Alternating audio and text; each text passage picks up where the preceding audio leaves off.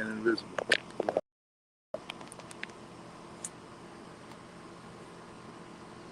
See me? Can you see my hand? Can you see my hands? All right, now I'm going to record on Podbean. I am recording, so we are, dude. Inaugural podcast #1. Memorial. It's a memorial to 9/11 because it is 9/11. 2021, 20 years after it happened. Kind of hard to believe, isn't it? It's amazing to believe. 20 years. And like you just said, you're surprised that it hasn't happened again. And I just said yesterday at the dawn, expect it to happen sooner than later, I think, again. Unfortunately, based on what's going on right now. Right? Yeah. But the probability of it happening here again on U.S. soil is going to be greater than not, just based on decisions that have been made recently. Right? Yeah, you simply can't have no control over who's in the country at any given time and expect nothing but good people to be crossing the border. You expect nothing but good people to be coming into the country when you have this little regulation of what's happening. Right. We like to entertain the idea that we're a nation of immigrants, and like to entertain the idea that everyone that's coming here is coming here for noble reasons. But the simple reality is that that's not true, and that's not the case. It doesn't take a huge percentage of the people that are coming here to create havoc. It only takes one person. 9/11's, a few dozen people. Orchestrated by. It doesn't take a great deal. It just takes Timothy McVeigh. It takes free access. And no, it takes motive, right? No, sure, but I mean the motive is always there. Like Timothy McVeigh, he had one other accomplice, Terry, and killed 160 some people in Oklahoma, right? So I mean, it doesn't take many people to do destruction to a lot of people. No, it doesn't take that much at all. Where were you on 9/11? You remember? So I'm on my way into work at Eli Lilly. Where? I was working at Eli Lilly Pharmaceuticals. So I was on my way into the lab, and I was on College Avenue on my way driving into downtown. I was listening to Mike and Mike show on ESPN, and they said that a plane had just crashed into one of the towers. Yeah. And at the time, said they had no information, and there's lots of small touristy planes around. And, somebody got off the track, and then a second plane hit. And were you still listening to them the whole time? I was. You weren't at work yet? Nope. So between the 40, or was it 20 minutes? Was it 20-some minutes between planes hitting? Yep. And then by the time that second one hit, everybody knew something was going on, obviously. But on the radio, the sports show, they weren't paying too much attention to it. Something happened, we'll keep you up to date. Probably a small plane crash. Right. And then everything else. And then you went into work, or did you go home? No, I was in work, but nobody's working, and everybody's glued to their computers, talking to each other. Did you just see this? I just heard this. And about 2 hours later, just went over to the principal investigator in our area and just said, you know what, what's going on? I think we should all be going home.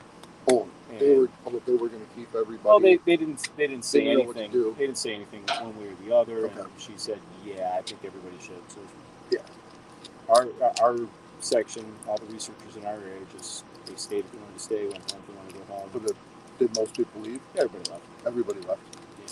Yeah. And then you watched it from home then, or what'd you do? Yeah, went home, spent it with my wife at the time and my son, and went to a prayer service that evening. I remember at the church down the street. remember I got very angry with the priest because he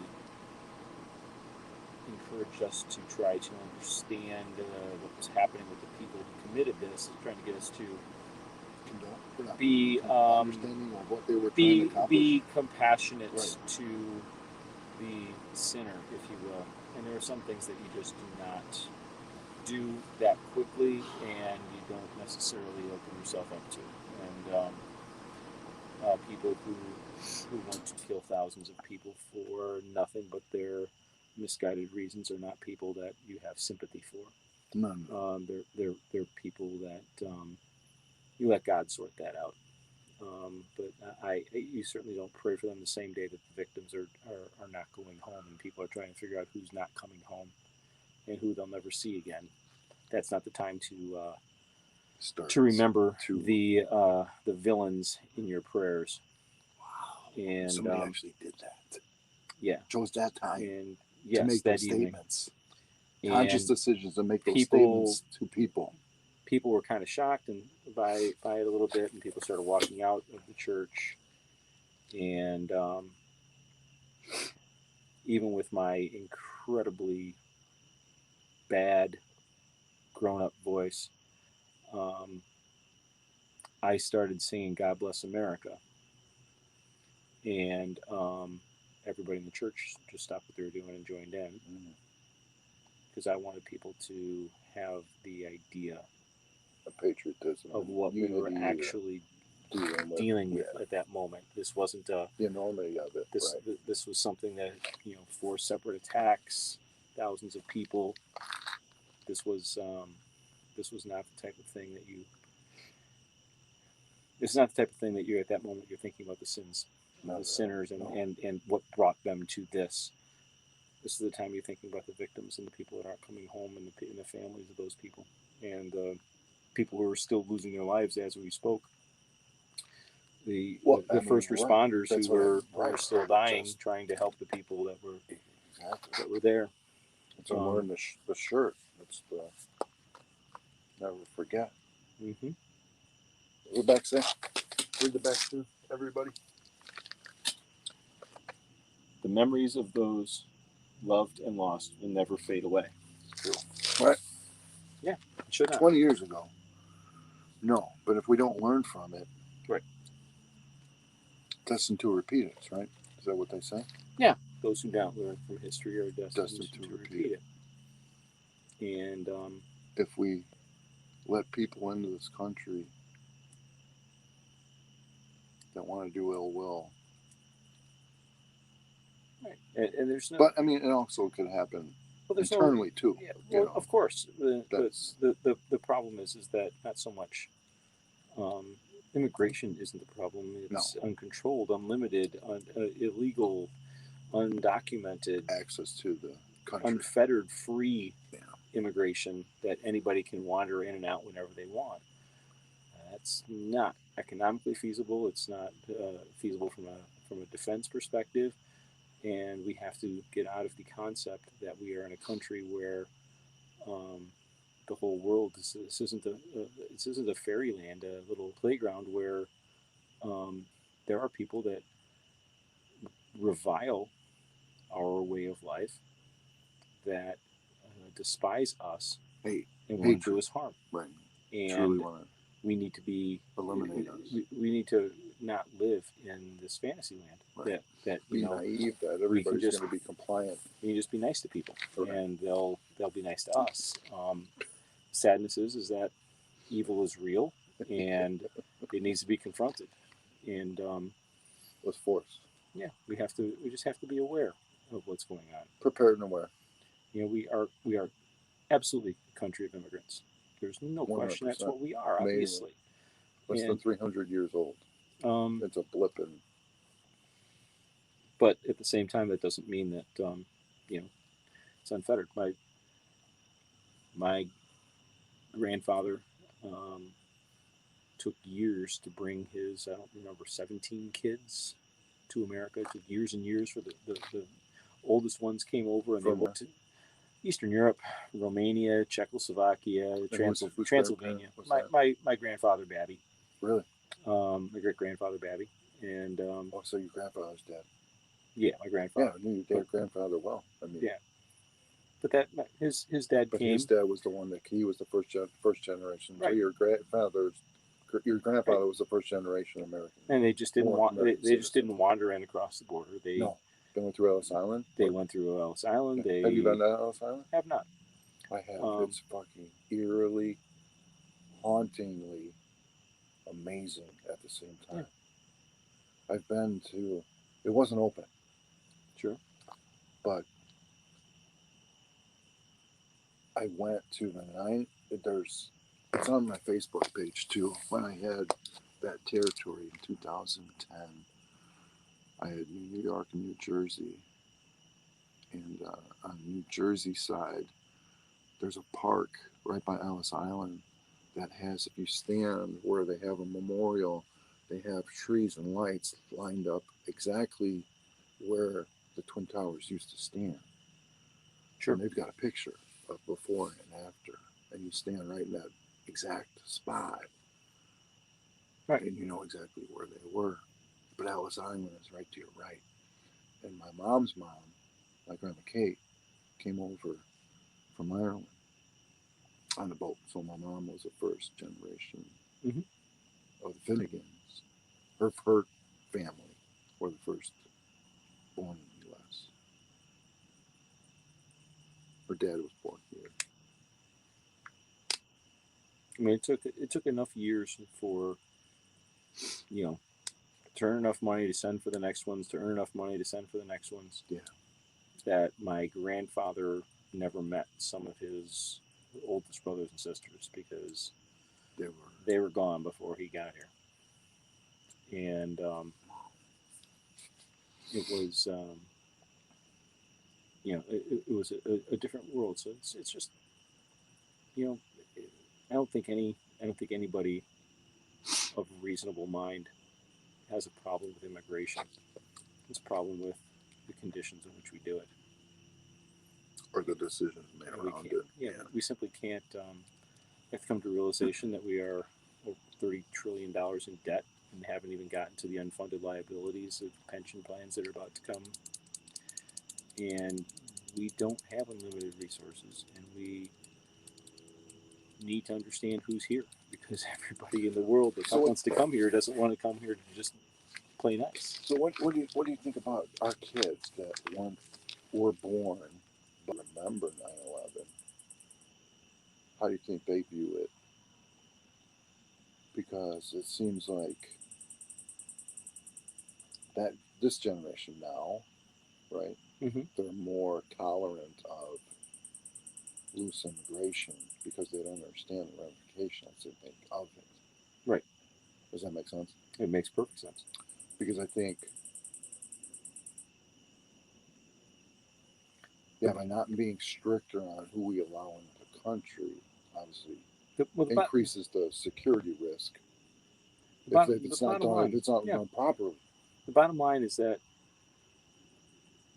9/11 doesn't happen if immigration law is Enforced. enforced properly. Correct. The people came here properly, but they stayed here in an Improperly. unregulated fashion. They all Correct. should have been sent home. The visas were out. Tons of them should have been sent home, I should Right. say. I don't remember the numbers. Right. But But it doesn't happen without our immigration policies being crappy and enforcement being crappy. So we have people who can come here, do us intending ill will, stay here by ignoring our laws and us doing nothing about it.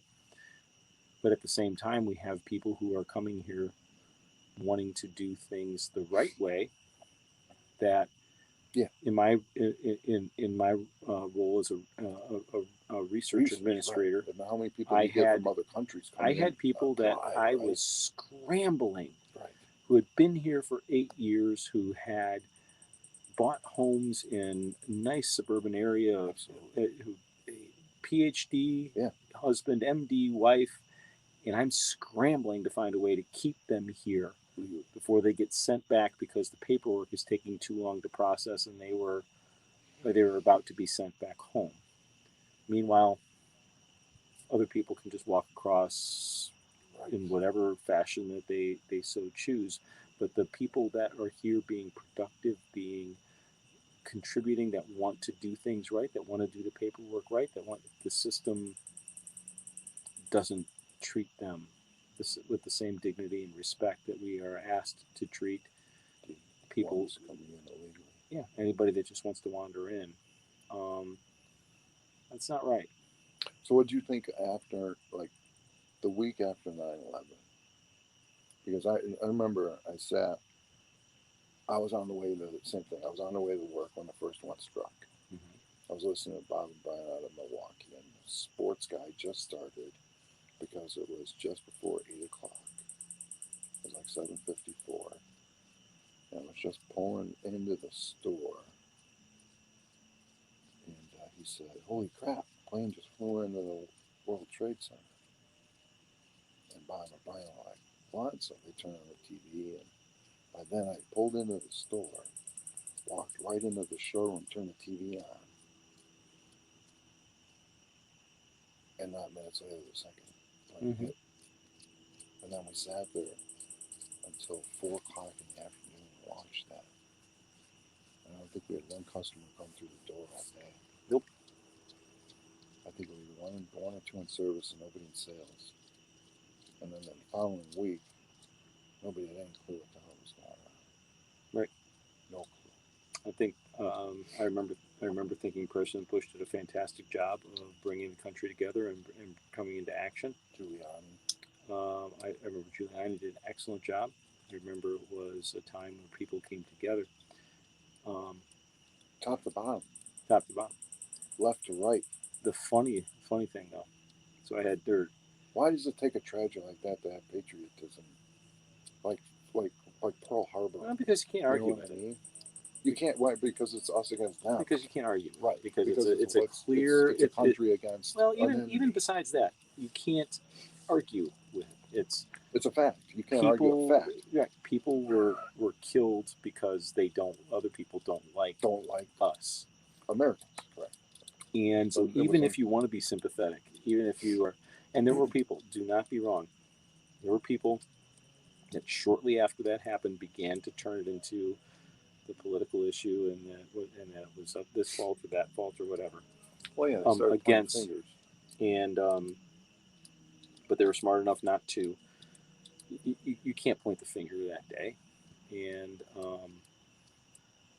at that for that time period, you have to be sensitive to the victims. You have to be sensitive to the situation, and it's a calculated thing politically. But one of the things I remember that was really funny from the time period had two guys in the lab next door On to us. 9/11. 9/11, they Okay. were they had been researchers there for a long time and were really good friends and were outdoorsmen. And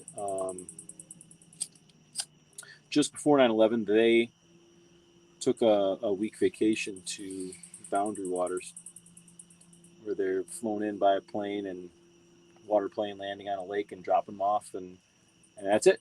And we'll see you in a week. And so they're hunting and fishing and living off the land for a week, And that was and just prior to. yeah, they left just prior.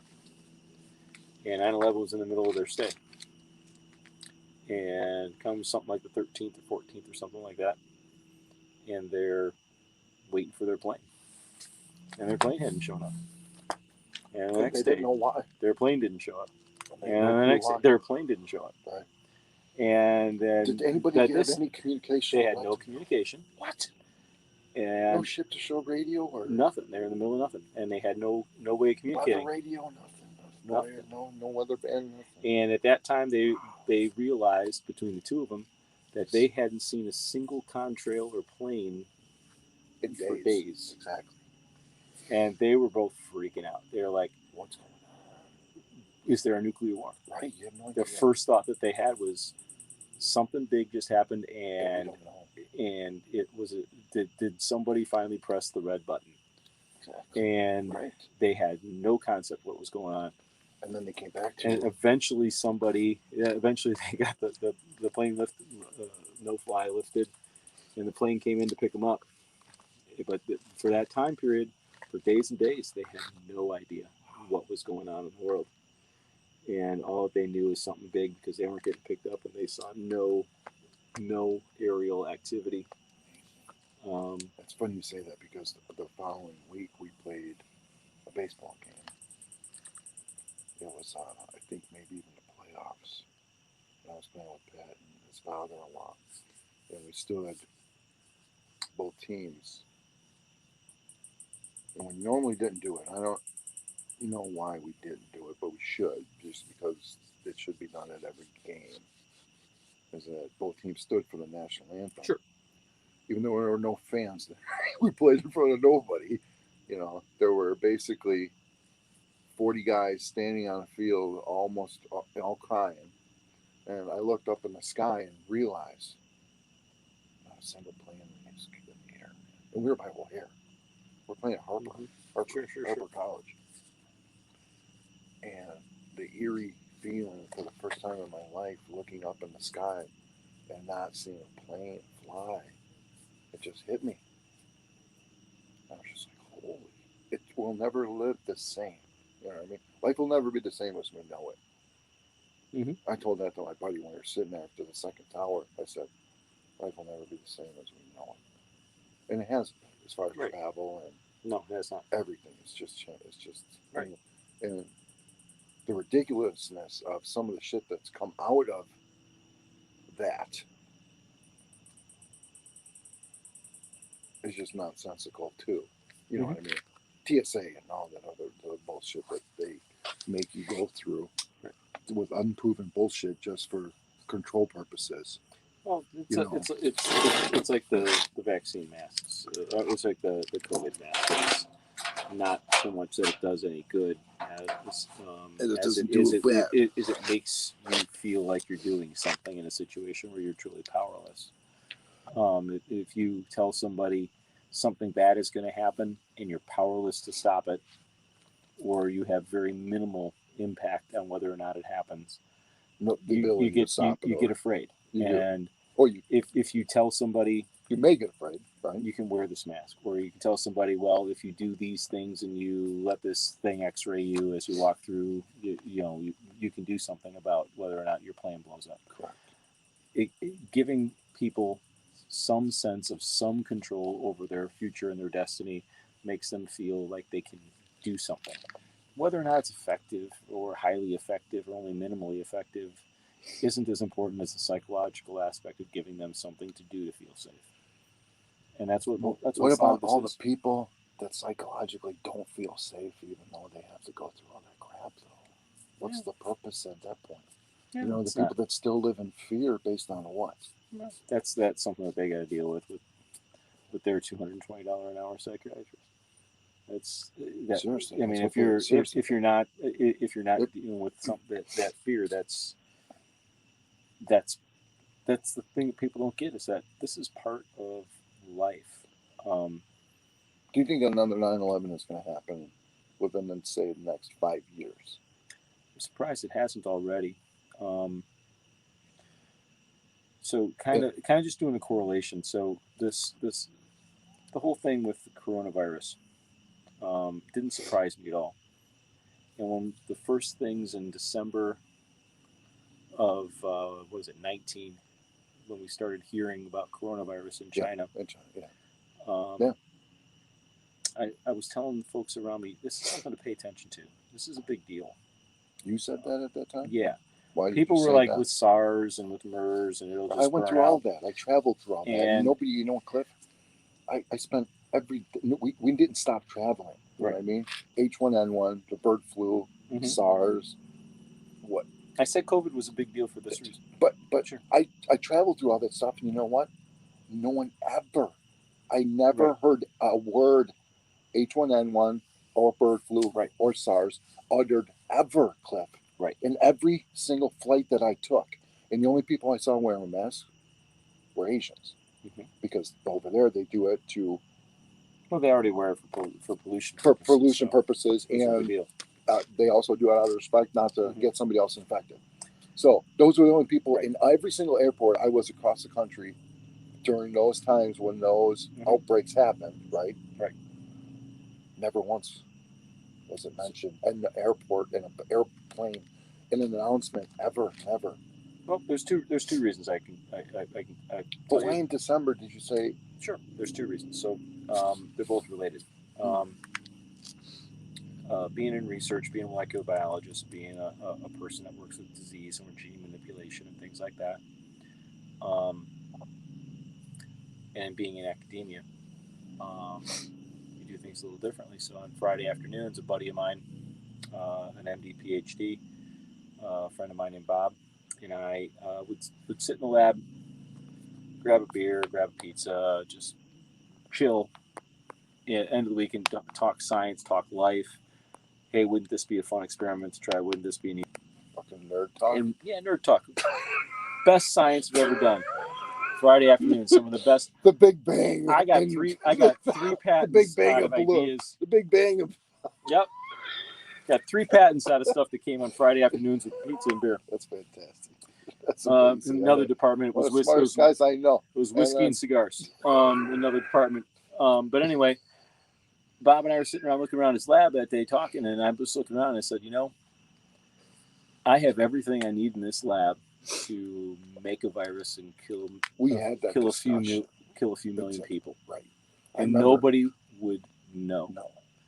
And I can even tell you how I do it. I said I'd take a coronavirus backbone and I'd do ABC, and I could do everything in this lab, and nobody would have a clue that it was me. And Bob said, "Yeah, I know." And the only reason that hasn't happened is because of the concept of not wanting to wipe out a continent of people indiscriminately, and a lunacy that's involved in that. But it is not. We had that conversation. It's got nothing. It's gotten nothing but easier since I had that conversation 18 years ago, 15 years ago. Really? Or it's got nothing but easier since then. I could do it then. It's easier now, and even now it's easier than it was 4 years ago. Right. Remember, you were at my condo. Mm-hmm. You came up. Yep. To help your parents move. Yep. And we had that discussion. And I said, "What's preventing you or another scientist?" Conscience. And then you said that's solely what it is. Nothing but that. The basic the human conscience. Preventing either a species propagation. Exactly. That's it. Biological manipulation, whether it's drug related, gene related, drug related. It can be created, man made. It's not manipulating biological organisms is easy. Do it every day in the lab. It's easy. Right. That's and it's something that only the moral aspect of genocide. Right. Which prevents it from happening. It's an amazing thing that we don't have people that are, with all the crazy people that we have in the world, that we have so few people willing to commit genocide on that scale. I mean, yes, we have them. We have those examples of the Maos and the Stalins and the Hitlers and the Guevaras and the Castros, but we don't have that many, and that's the only thing stopping it. And I say it for that reason. I say it because this is something that the Defense Department people have already played through the war game scenarios. You read Tom Clancy books, and Tom Clancy books are based on conversations with intelligence folks. And he's got an entire book that's written about this concept of climate change zealots micromanaging microorganisms to become genocidal and wipe out huge amounts of people. And it's a bit far-fetched in the book, but the concept is not that hard. Technologically, we are there, and about 1984, and we need to, as a society, we need to be a little bit more aware. If we're having conversations about being able to allow you to choose your baby's eye color, Absolutely, which then we can you get down need to understand that we have the ability to also and life make something that will permanently. kill your baby and every baby that comes around. We can manipulate the genome Right. easily. Easily. It is. I would teach high school students how to do some of these gene experiments that would conduct them in our labs for us. It is not a difficult thing. It's a kit that you buy off a shelf, and um, to do these procedures, these techniques. Um, so anyway, it's we have so many avenues that something like this can happen again. We have so many people becoming more and more zealotous over time, and yeah, I think it is simply a matter of time. I mean, I don't understand. I don't want to give people ideas, but I can think of three different things right off the top of my head that could be done and organized on a. If somebody really wanted to see sow the seeds of terror in our country, Mm-hmm. I can think of three things right off the top of my head that take less than Minimal effort. would take less than $2,000 and 10 people, and um, and you could do them, and there's not a way to prevent it. And it would cause incredible political chaos. It would cause incredible dissension in our society, and fear and disruption. All three of them. They're not hard, and it's time that we wake up and I was going to say, how do you prevent it? you have to get people unified on what's a threat and what's not. And that's the problem is that we're not unified. We think that we can allow our enemies into the country without any checks or balances on who comes. We think that we can play nice with people who hate us, literally.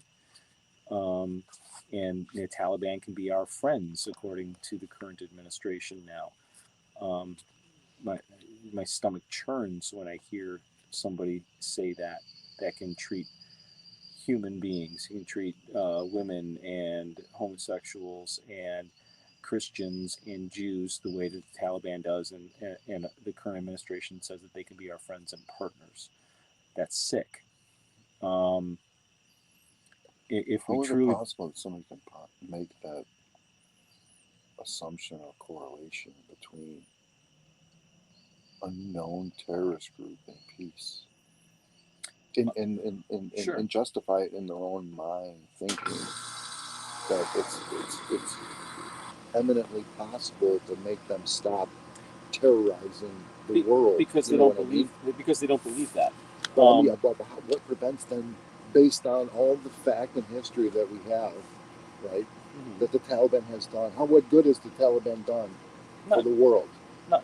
Okay, But the Biden administration wants to be out of Afghanistan, but and they want to have regardless the of Biden, accomplishment. but people in general, how do you justify what they do as something that's positive, You don't. and think that they're going to It's a think that they're going to actually cooperate with you or be compliant with your requests to stop killing there Christians and there Jews there's and no women? there's no How does I that people? How does that possible that it's people not actually possible. think that it's no? It, But do people think that's actually possible? no, I don't believe that they do. What I think they do is I think that the They Biden make administration excuses. says it because they have a political goal. They want to be out of Afghanistan to score political points to say, see, look, we're the ones that ended the longest war in history, and we did it before 9/11. Isn't that a great symbolic gesture? And they have people in the media who they believed were going to cut them that slack, but they haven't been cut the slack like they thought they were going to. So now they're saying, oh shit, this is backfiring on us. And they're doubling down and saying, but look, these guys are really nice. They're trying to help us. They're enemies of this other terrorist group, and we're enemies too. So my enemy is my friend. Ignoring the fact that the Taliban is a terrorist organization who's backed terrorist organizations who have attacked this country and others. Okay. That's right. So they've already done this. So it's this is not. Where's ISIS in all this? Well, that's the enemy of our enemy. That's the Well, we already that's why somebody did a very good job of eliminating ISIS for a brief period yeah, of time, correct? yeah, they got squished for a bit. Exactly. They went away for a while. Yeah, they just kind of. People actually believing and naive enough that there aren't. What would you estimate daily terrorist attempts No idea. internally? You wouldn't even be willing to garner a guess, probably, Yeah, right? How many are thwarted based on ignorance and stupidity of people and technology available? Right? I have a friend who is a Homeland Security, or he's a senior level Homeland Security person in a region in the United States, and he does an excellent job of keeping us safe. And when I talk to him, it's like, you know what, we do an excellent job of keeping you safe. There's shit that pops up all the time that we take care of, but that people don't find out about. They can't find out because if they did find out, then nobody would leave the house. That's part of it. There would be fear. And you can't find out because you don't want the methods to be found out. The correcting, because as soon as the method's found out, then the method's no longer effective. Right. Then they have to find a new method. Right. So they do. But like, how many planes have fell out of the sky since 9/11? Exactly. They do a wonderful job, and Homeland Security and FBI and NSA. These folks do great work. I'm not thrilled with the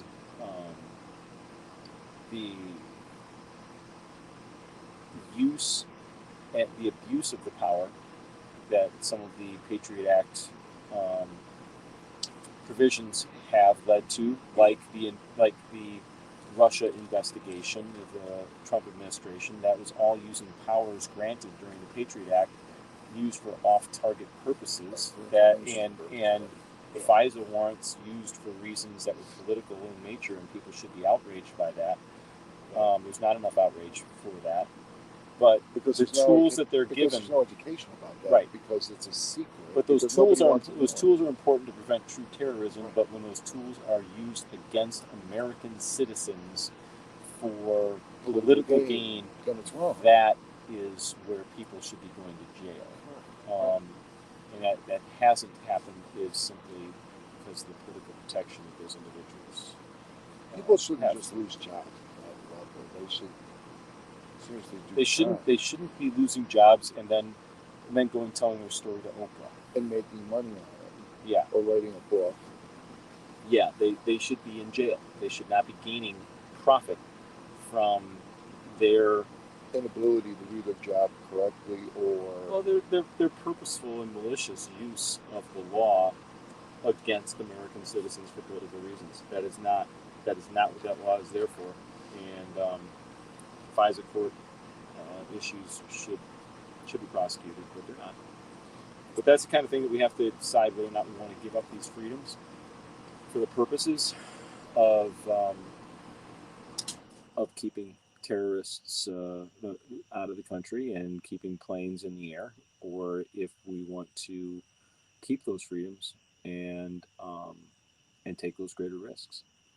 There's going to be a back and forth answer that's going to be a moving, sliding, fuzzy line that's going to happen for the rest of our lives about those two tensions on how much power we give up and how much power we keep for our freedoms, balancing freedom with safety.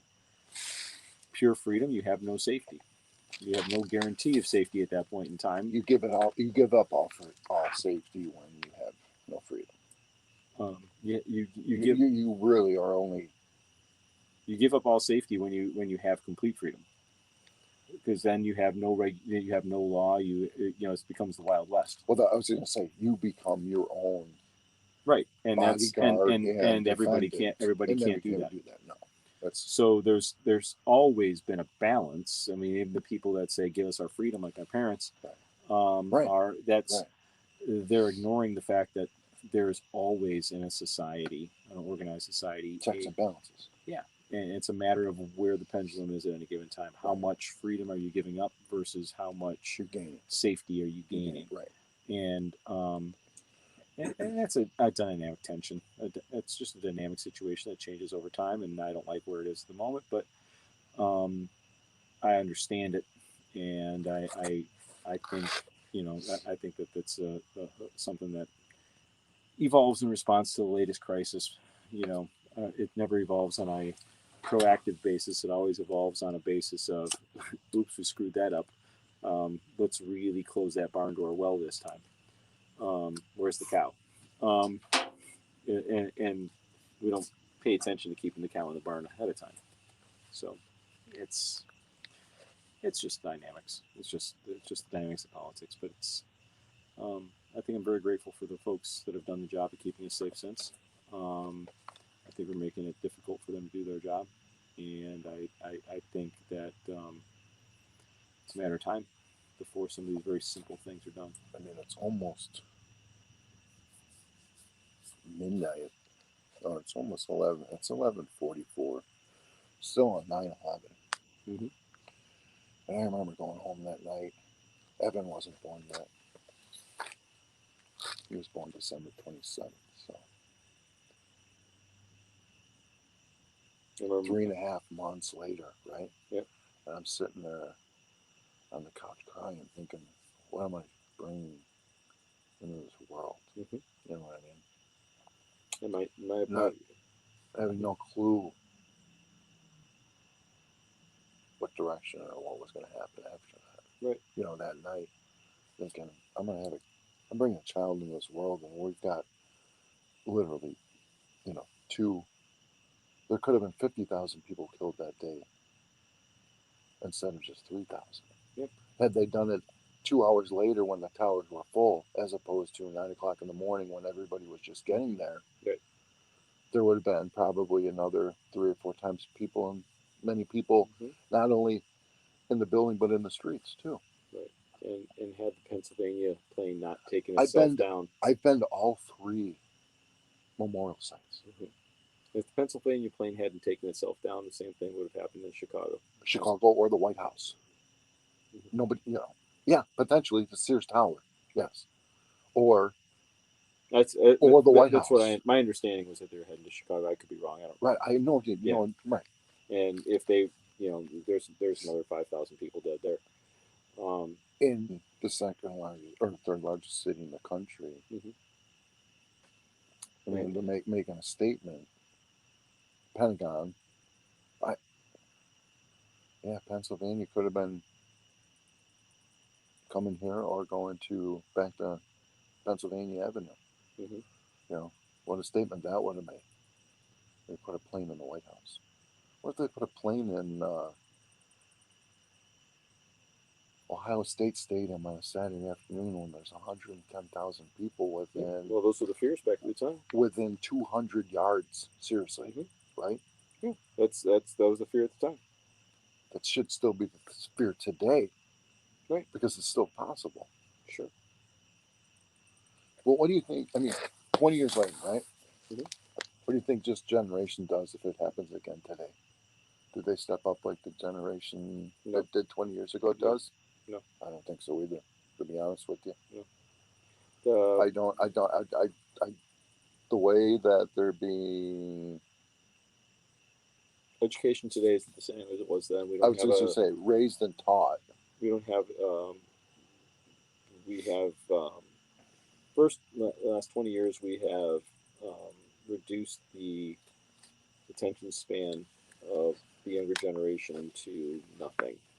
Um, they do not have It's the all ability instinct. to think through problems. They don't have the ability There's no to conflict focus resolution. on issues. Right. It's such a skittishly brained group of people that can focus on things for 8 seconds at a time. TikTok to TikTok, Snapchat to Snapchat, and they cannot focus on an issue for any length of time. That something like this happens, they're going to be wanting to move the needle onto something else in a week. They're not going to be focused on solving the problem for any length of time. And the other thing that we've done is that we've tried to erase borders to the point that we're become a world community, and and patriotism and uh, pride national pride is is something just that's a not, bygone product of it's not there. generations lost. And it's so at this point it's going to be more of a let's hug it out than it is Kumbaya session as yeah, opposed to a ass let's kicking. kick some ass session. Yeah, Let's you know, get our allies together and let's make it so that nobody comes here for another 20 years. well, that's what happened in 1945. Mm-hmm. That's what happened. That's what happened in 20 years ago, 2001. Let's make it so that they don't want to come here Yeah, again. And it's been 20 years. it has been 20 years. Um, and I think if it happens again, I don't think it will have the same determination to make it so that they don't want to come back for another 2 decades. I think that it'll be What too if it? touchy feely. What is it possible it gets so infiltrated that it actually becomes a serious national crisis? Do you think it gets that bad? I'm not sure what you mean. I'm talking about potentially 2 or 300,000 of them being on U.S. soil. Granted, we would be able to eliminate 200 or 300,000 of them, but it would be a difficult situation for an extended period of time. Well, we already have issues. Were all 200,000 to coordinate something to happen Sure. at the same time in various Not places? not not like that. The coordination for a group that size of a group is too difficult to do in secret. Secret, yeah. Um, but What we do happens have to this? be aware we do have to be aware that we are creating enclaves of people that don't like the U.S. and letting them live here. Um, we have historically our vision of immigration has been you remember Schoolhouse Rock, the Great Yeah, American Melting Pot. absolutely. The idea was everybody comes here, adds their flavor to American culture. What we've embraced now is let's celebrate our differences, but let's make and that by definition that means we maintain our differences Exactly. With and we tolerate each other's differences and we celebrate those. Well, no, there's some differences that should not be celebrated. or change. Sharia law communities should not be celebrated; they should be ostracized and destroyed because they wipe out the dignity of women and people who are different than what They Sharia believe. law defines Right. as a godly man. Um, and we're allowing those communities to take hold here on an unofficial basis. They obviously don't have the merit of law behind them, but we're allowing those cultures to exist here, True. where they are carrying out their own Sharia law within their enclave, their little cult of Absolutely. Their and constituents. and and this is not. I don't mean it to make it sound like this is a plague of problems, but it is a growing issue. There are more and more pockets of people who want to take this bastardization of Islam and make it something that is lived and spread in a way that isn't consistent with what um, more pure Islam is, um, and that should not be tolerated here. We don't. We say that we're not going to tolerate white males who want to prosecute, who want to not prosecute, wrong word, but persecute homosexuals or who are anti-women or racist. Right. But we do want to let people be themselves and think that it's okay that people can practice a Religion. vile religion like Religion. Sharia Right. based And Islam hide the violence behind the religion. that is unacceptable and wrong. It should be called out for what it is, and we're allowing it to happen. So we're setting up a culture where we're allowing people who have a negative view of American culture to live under the protections of American culture on American soil and allow those ideas to be homegrown. So I do think that another 9/11 type event, whether it be biological, whether it be some series of people Now, doing one of these other things I can think of off the top of my head, or whatever, I do think that we're making it possible to have homegrown um, Islamic terrorism, home-based people. People live Rochester, Minnesota, or people live in Rochester, New York, or live wherever. Lansing, Michigan. That they don't have to fly across an ocean and violate a visa. They're going to be American citizens that are allowed to live in a way that is inconsistent with our culture. Do you remember 1993? Only bits and pieces. It was a really bad year. Do you remember when they tried blowing up the World Trade Center from the basement in '93 with the van? I remember that extremely Was that well. '93? It was about that year. It was Clinton's administration. Yes. But that was an attempt to drop the towers from below. Right. And they failed because they didn't realize that they were probably 8 stories deep, and they weren't going anywhere with just a bomb explosion. What I was with a van. But that was an attempt to take down the towers at the time. That was their motive, right? Right. And yet it still continued to happen 8 years later. The veracity of this, I don't know. I have a firsthand relating to me, but I don't know if I trust the source necessarily. But um, my ex's um, cousin was a guard at the Rochester, Minnesota Federal Penitentiary. Yeah, the prison up there. Yeah. The health one. Yeah. And I can't remember his name, but the blind cleric who was in charge of planning that attack. Yes. Was housed there. Yes, he was. And the morning of 9/11, he was always a very sullen, very quiet, very non-problematic prisoner. The morning of 9/11, this person told me that when he got up first thing in the morning, he started singing "New York, New York" that morning. Oh, seriously. For no reason that anybody could, and smiling, laughing, and then playing it. From what I'm told, through visitors or what have you, he was aware of what was being planned. Of course.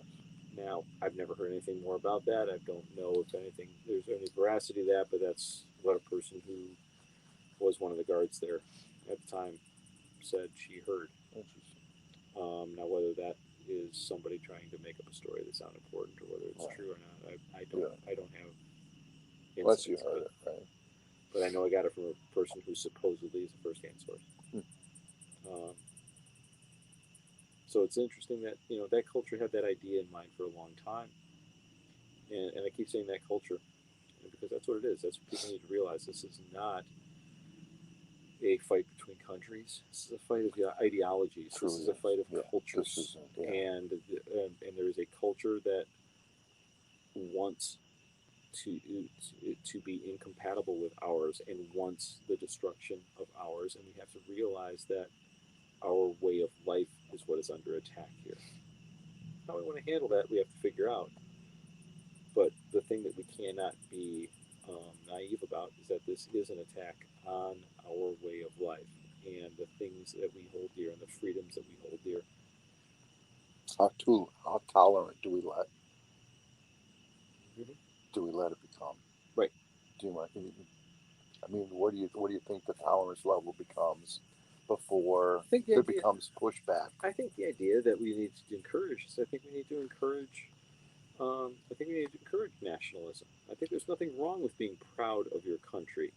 There's a difference between being proud of your country and making and using that pride in your country to justify acts of war like Hitler did. When do you think a divide started, personally, your opinion? When you started to notice it most, probably. Vietnam. I mean, it's the 60s? Yeah, the idea that America isn't all that began then. Um, and the people who grew up at that time then got to an age where they could make policy, Yeah. and those policies are executed and carried out and found to be bad ideas. And now we're at a place of, okay, what the hell do we do with that? How you change it back, Um, right? How you correct it. yeah, so I think it started in the Vietnam. Our parents' age is Yeah. where it started, where they were questioning the goodness of our country, um, with some reason. But I think that the conclusions they came to were wrong. The questions weren't necessarily wrong. The conclusions they came to were wrong, and the answers they came to were wrong. Question: what if you think JFK doesn't get assassinated in '63 and serves another 4 years? What do you think happens?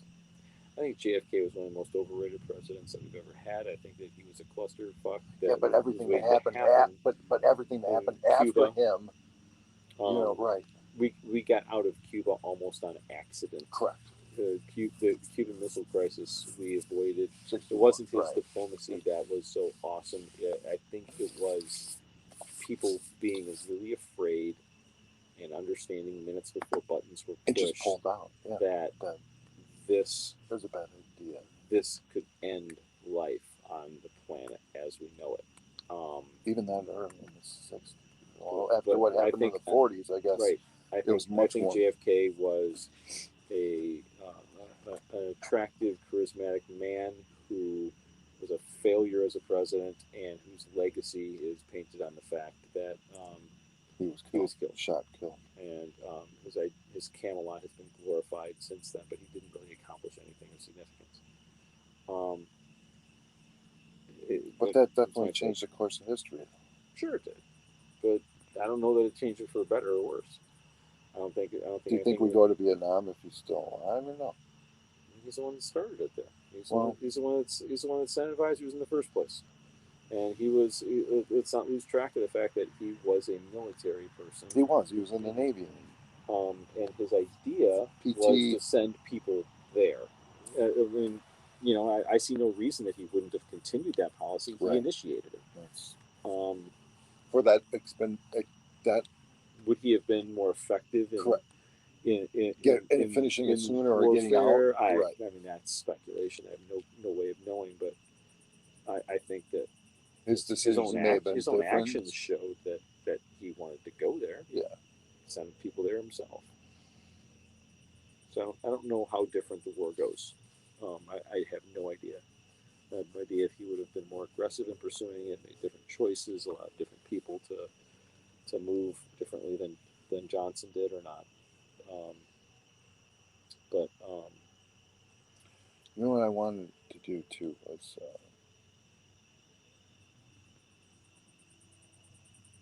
on the podcast have. I mean, if they'd be willing to do it, the men that I know that served in Vietnam, they don't necessarily have to talk about the experience is of Vietnam, but how Vietnam affected them. You know what I mean? Almost like a band of brothers yeah, of the Vietnam right. era, because those guys are in their mid 70s. If they didn't die from Agent Orange or another form of cancer or PTSD, you know. So my dad never served in Vietnam. His number didn't get called up, Never did he but get drafted? So he never got drafted. his number was, from my understanding, getting called when the war was getting wrapped up. Um, but um, his cousin, who grew up across the street from him, he's my godfather, closest friend. Um, he did. Al did. Al Pfeiffer. And Al was the most. He's just a tremendously jovial, Mm-hmm. funny, loving life man. And he always has been, from what I understand. Just life of the party kind of guy. Great story, great mustache.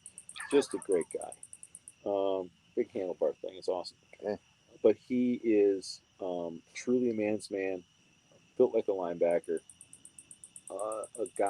who just fantastic, fantastic love of life, lived passionately.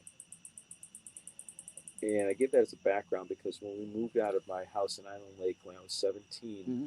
I was going through the storage closet and emptying stuff out and throwing stuff out and putting stuff in a pile for my parents to review. And there was a box in there that bunch of stuff that ended up being, when I looked through it, ended up being old stuff from my parents when I was first born or just before. Um, and in there was a letter that he wrote to my dad from Vietnam. What year? I don't know the year. I'm going to say 68, I was gonna 69, say you're a something '68 along those baby. lines. Yeah, somewhere along those lines. I'm guessing. Okay. And all I can tell you for sure is that I do not, and I have never met, and I do not know the person that wrote those letters. It was not the Al Pfeiffer that I know. Completely different person that Wrote the authored letters. those Right. letters than the At the man that time. I know. Absolutely. Yeah. And the person that wrote those letters was frightening. Absolutely. So all I can say for sure is the experience of being on the soil in Vietnam Right. um, so profoundly changed that man that I would not ever recognize him as being Al. Hmm. He was a very different human being that wrote those letters. Um, Who's got the letters now? my dad has them somewhere. Does he still? I haven't asked, but I know I packed them, and I'm not the kind of thing you throw away, so I'm sure they're around. But Yeah, you have digital copies of it's those made. completely different man, and so those guys would say would be very interesting to me because I know that they were affected, Correct. and Entire generation was affected. it is a startling difference Yeah. from what I saw from a person on the lines versus a person who I Wasn't. knew. Yeah. The person I knew was not the same man. It's fascinating. Remember reading those, and I was just fascinated Yeah. that that was him. Um, Tremendous change. Scary. Truly is. It really is. Nothing but respect for all those guys, man. Anybody that serves. That's one of my biggest regrets, not going in the service. But I couldn't because of my knee. I got DQ'd. I tried doing ROTC at Winona. Mm-hmm. I couldn't do anything. It So is amazing to me that even with your knees, that you were disallowed, and some of the guys I knew up the hill at St. Mary's we're allowed. were allowed in the reserves. I used to. God I bless used to them. beat the hell out of guys that were in ROTC in the gym. They were all my Mm-hmm. buddies. They're all the coolest dudes. God bless him. But I had a friend named we nicknamed him Gubba, and Gubba, Gubba, like Bubba and Gump. I don't have any idea how we got. I don't remember the evolution of it, but I have no idea. That Officially man was in September ROTC. 12th. That man was He was not. in reserves, Really? and he struggled so hard to make weight, and was he was the private pile of the group for sure. And I Was he have no really? idea how he was in, and somebody like you would not be able to get in. I don't care about the conditions of your knees. You could out physical Gubba in every capacity, no matter what. That's got me DQ'd in California. Doesn't make any sense to me. I scored the second highest PT score in the Orange County Sheriff's Department's history, number 2. And then they DQ'd me at the end because of my scar. That's They nuts. wouldn't want to take me on as a liability. So That's nuts. Second highest I score was a ever. fun. I was a physical specimen at that time. That's nuts. I don't get But it. I regret not serving my country. You know what I mean? Yeah. At least 2 years. I think everybody. I think it's. I don't know. if you started, you know, There's different aspects to it. I mean, there's a difference between when we served. Frankly, I mean, we had when we were that age, we had a tiny little skirmish in 1990 ish. We didn't have a war. it was 48-hour war. Yeah, it was. JP was there. It was CNN showing the world what tracer bullets looked like is what it was. Yeah, that's what they portrayed, the Scud missiles, right? Yeah. The tracers. But JP was there. He was actually there in Kuwait for Desert Storm. He had very little danger to American lives there, but Very little, but he was still scared for his life. Oh, of course. And what he saw was what started the most was the potential of what could happen. Sure. They were sitting in a foxhole in the middle of the desert, and it's 128 degrees, and there's nothing but rockets and bombs going off next to you. But it only lasted 48 hours. Yeah. And then it was just what is it, like a 7-mile trail of death? Is that what they call it? Couldn't remember that. I just remember that It was all that. It was a complete, utter destruction of the third most deadly army in the world, and it was. I remember rolled over like a steam. Steamroller, and Sportscom went over there just ended it. Yeah, and there's a difference, So even if we'd have served, it really wouldn't have been. I respect anybody that signs up to put on the uniform, and that's cool. But we wouldn't have been serving at that time in a meaningful way like the people that went to the second Gulf War, or the people that served in Vietnam or anything like that. We would have had a country club army if we'd have joined at that age. And so I respect the people that take the risk because they could be caught, something that goes sideways. 9/11 can happen any day. And I respect them being willing to answer the call.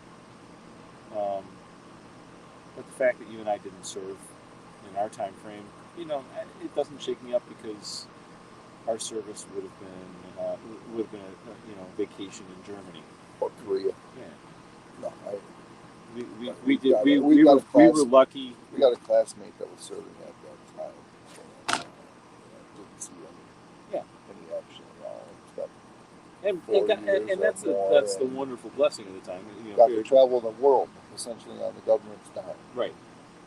Didn't see any action. That's not to denigrate anybody's service in that period. It's just not the same thing as what these other veterans had to suffer through. Especially for the last 20 years. And I have great respect for what those veterans had to suffer through. For the last 20 years. Right. In 1990.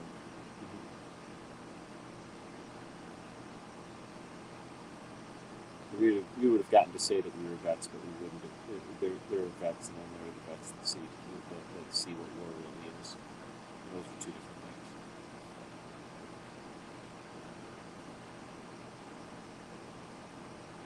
9/11, I would highly suggest everybody go to every single memorial site there. It should be part of your citizenship. You know what I mean? You have to go to Pearl Harbor. You have to go to Washington, D.C. You need to learn all of this. History is just not taught. We don't do it. There's how many Americans in the country haven't been to D.C.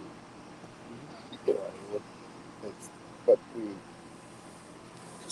And we don't because it's not important or priority, or what? We don't even teach history in the schools right anymore. We're trying to worry about teaching kids who invented peanut butter, and we're not spending time teaching them what happened at Pearl Harbor and 9/11, and teaching them the three branches of government. Hell, we got nutcases like Ocasio Cortez that can't even name the three branches of government, and she's serving in one of them. Well, she's probably a better bartender server than she is an actual politician. Doubt that. I bet she can make a good drink. I bet she got good tips. But it's not. She's got a lot of power now, and that's frightening because she doesn't have a lot of brain power, and you know, that's a topic for another podcast. But we're at a spot where we are not. A representative republic only works when the best among us are the ones that want to be representatives for us. And the best among us have said, screw that noise. There's too much political BS that we have to deal with. I'm going to go worry about making the next artificial heart, or I'm going to go worry about making the next software that's going to change lives for us, or I'm going to go worry about whatever it is. And those people are staying away from service. We're losing the best minds that we have in government because Mitch Daniels was not elected president and didn't run for the nomination because the Republican Party was going to destroy his wife in the primaries because he wasn't conservative enough. The hell he wasn't. He was the best candidate we had in that election, and he was worried not about how the opposition was going to treat his family, but how his own party was going to treat his competitors in the party were going to treat his family and call up some mental health problems that his wife had. And they're all just backstabbing liars when they're all debating months before against each other, and then all of a sudden, when it's our best team and against the other team, right? Then they become teammates. When our best and brightest are chased away because of personal attacks and the cost on their family, there's something wrong with the system. And what we're left with are the people, career politicians, who don't give a damn about any of that shit. And we're left with horrible choices. Because all the good ones are saying it's not worth it. Yeah, we'll cover that in another podcast. Yeah, but definitely. That's I don't know. I digress. I walk away from the idea. Right? No, but the whole point comes back to 9/11 is that with what's happening in the world right now, the chances of it happening probably increase greater, which is highly unfortunate because of everything that's happened and changed negatively since 9/11. Right. Could be compounded even greater now just because of technology that we have now that we didn't have 20 years ago. Yeah, and who's saying there's not going to be a cyber security attack? Shut down an electrical grid or a banking system. What's the thing that people aren't realizing that it could be just the cyber attacks.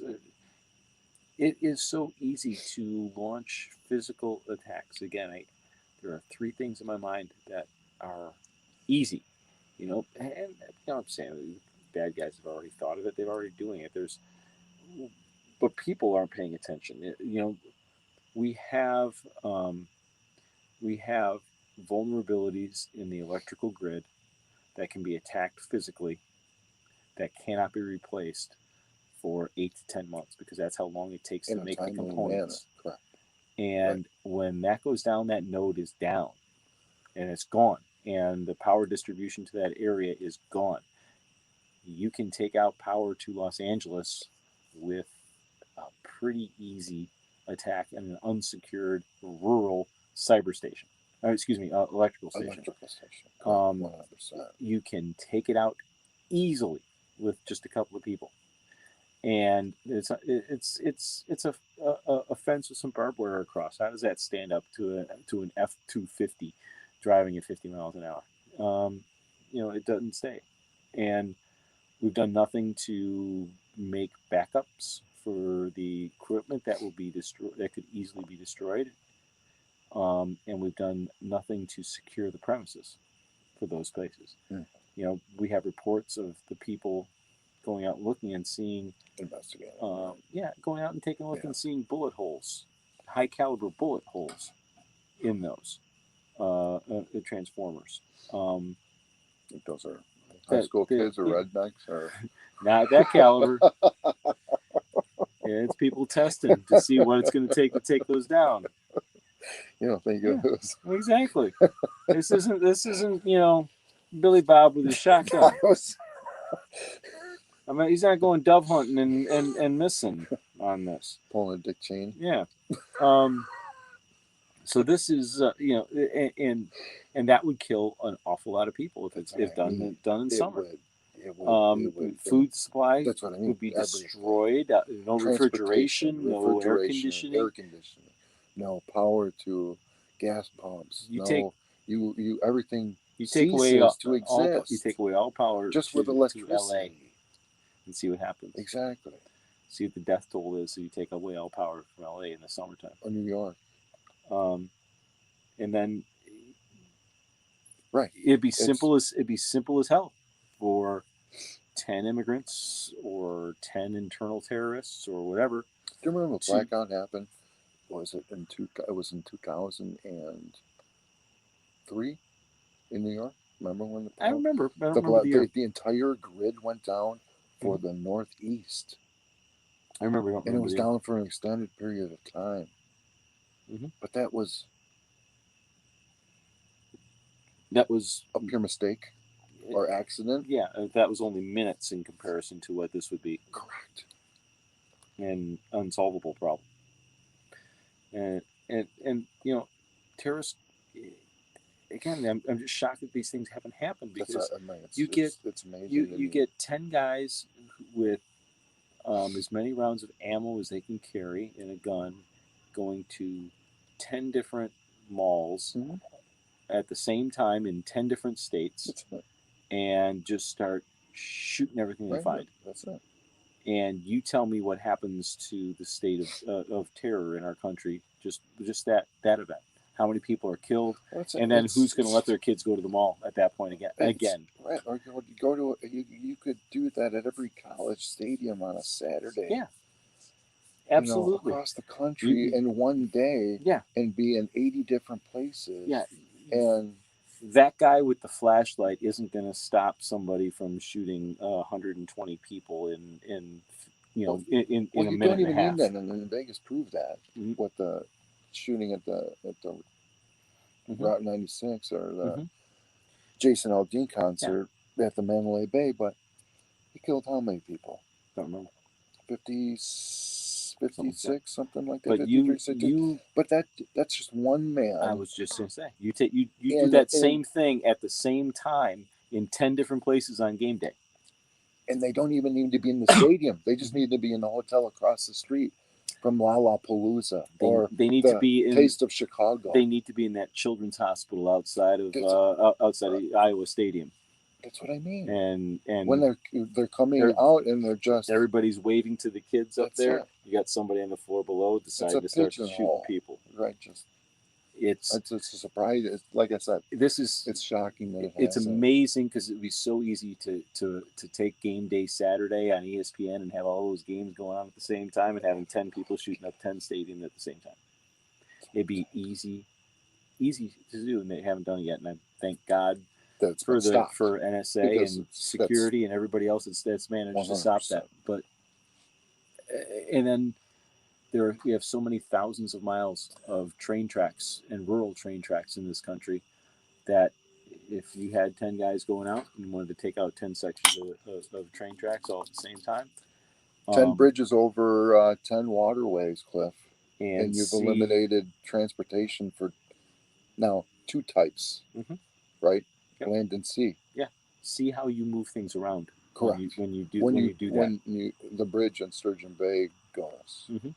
And, or And Hudson River. It just amazes me. The George Washington Bridge. It amazes me that these things haven't happened. It's just, and it's kudos to our security folks, and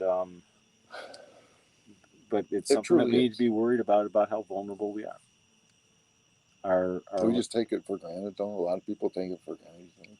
Well, people don't. People are ignorant that these things are possible. This easy. Naive. That's right. And they shouldn't be, because it's if they want to live in a bubble, they worry about getting shot while going to watch a movie, or they go through the stuff and live through the John Malvo assassinations in D.C. and they live through that fear, and then they forget about it the next day. Okay, they caught the guy. Okay, well, it will never happen again. I don't need to worry about it. Well, how about that being a pilot run for somebody else who's saying, "Hey, I got it. What a great idea! Let's do this on a large scale with a number of people all at once." I personally, I told Don this story a couple weeks ago when 9/11 coming up. I personally drove through Times Square the same day that bomb didn't go off in Times Square, and they caught the guy on the plane after it left the jetway. Right. And the pilot brought the plane back to the jetway, and they caught the guy. But that was another one, Timothy McVeigh in Times Square. Have you ever been to Times Square? No. I have. There's multiple thousands of people in a very, very, very small area that aren't paying attention to anything but light bulbs on the buildings.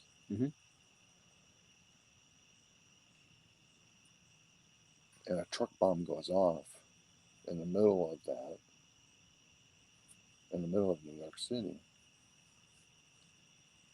Yeah, there's so many easy ways in our country because of our freedoms that we have that these things can go down, and it's just a tribute to the folks that are defending us. But it's also something that people have to be aware of, and people have to understand that these things are going to happen. They're real, and there's nothing you can do about it. And at some point in time, you just go ahead and live life.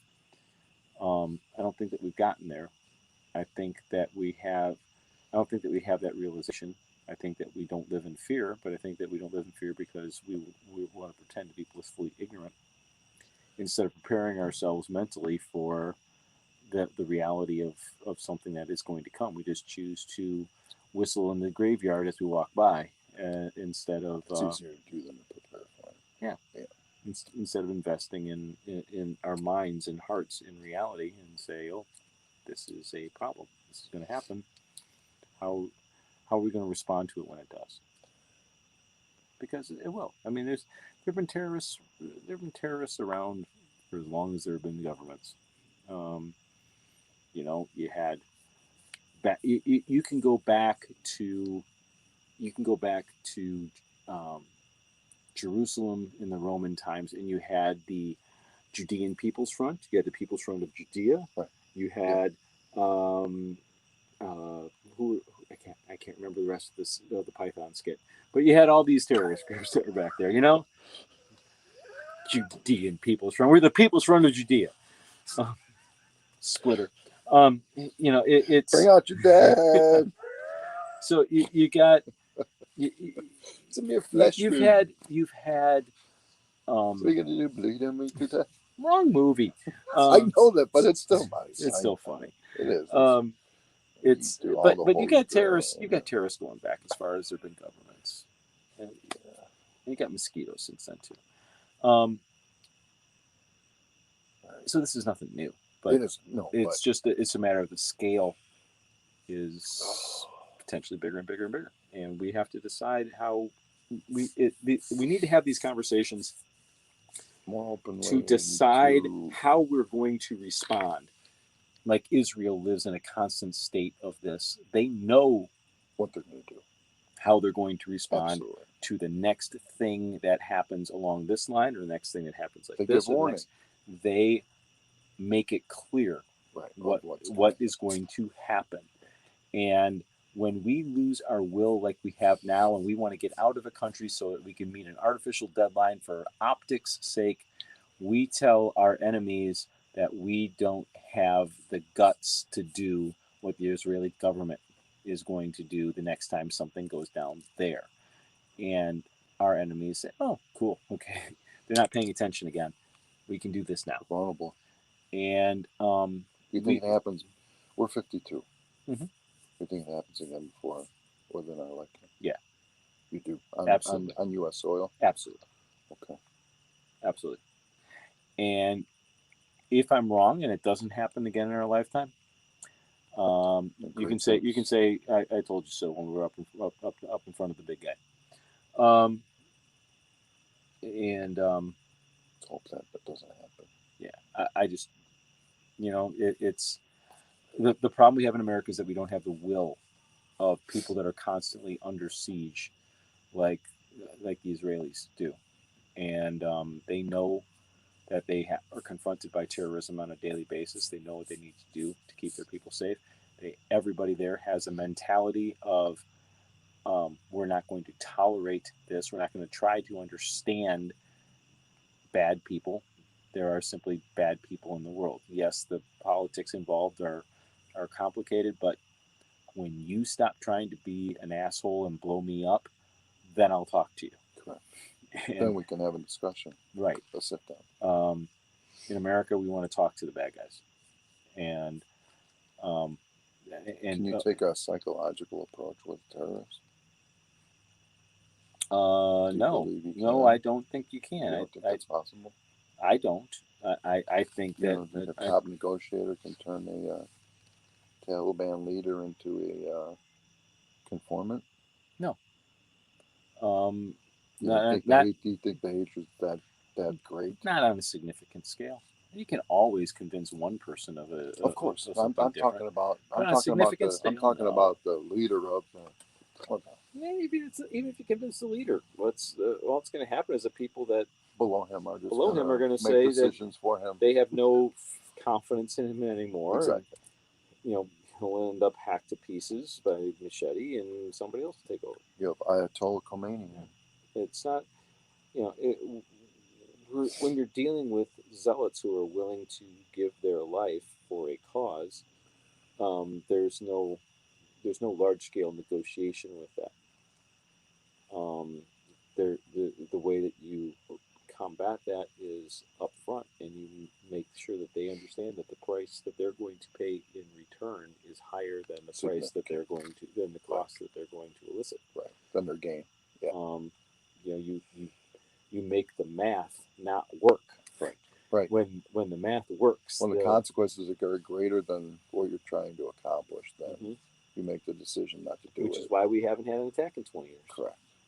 In 20 years, we've been in Afghanistan, we've been in Iraq, we've dismantled what was there as best we could. We made the price too high for them to be willing to try to do something again. And there's been no significant major attack or attempt since then because we've made the cost of doing business too high. As soon as we show that we don't have that will anymore, and the price isn't that high, then why not? Why not do it if you think it's the best way to get people's attention? So anyway, that's I think will happen. I think it.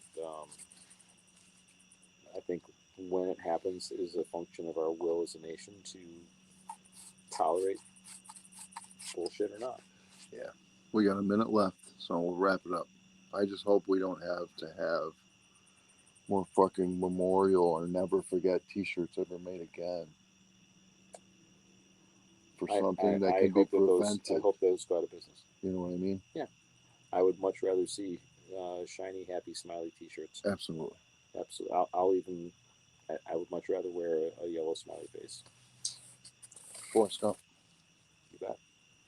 All right. Halvy's here. Podcast number 1's over. Cliff Babby. Brother, second grade. Thank you for your time. Appreciate it. Love you too. I'll be back